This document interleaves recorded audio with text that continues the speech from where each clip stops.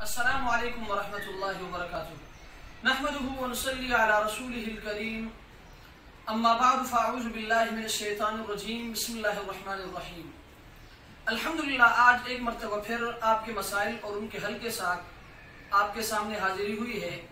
مسئلہ نمبر 1، چترال سے ایک ساتھی نے سوال کیا ہے لیکن نام ظاہر نہ کرنے کا کہا ہے۔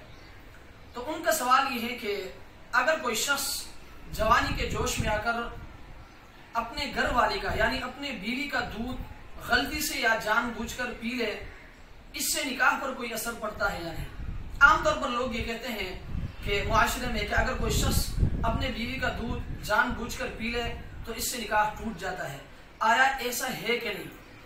تو یہ مسئلہ اپنے ذہن میں رکھیں کہ اپنے بیوی کا دودھ جوانی کے جوش میں آ کر یا کسی بھی صورت میں اگر کوئی شخص پی لے تو یہ قطعاً حرام ہے، اس سے اجتناب کرنا چاہیے اور اس سے توبہ کرنا چاہیے۔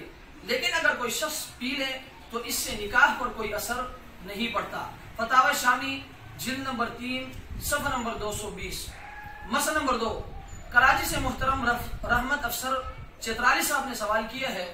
ان کا سوال یہ ہے کہ موجودہ حالات میں کورونا وائرس کی وجہ سے عام طور پر لوگ دستانے پہنتے ہیں، آیا ان دستانوں کو پہن کر نماز پڑھنا درست ہے یا نہیں؟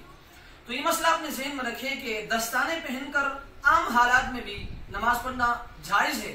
تو موجودہ حالات میں کورونا وائرس کی وجہ سے جو لوگ پہنتے ہیں تو بطریق اولا ان کو پہن کر نماز پڑھنا درست ہے اور جائز ہے، بشرطے کہ صاف ہو۔ اللہ تبارک و تعالی ہمیں ان مسائل کو سمجھنے کی توفیق عطا فرمائے۔ وآخر دعوانا ان الحمدللہ رب العالمین۔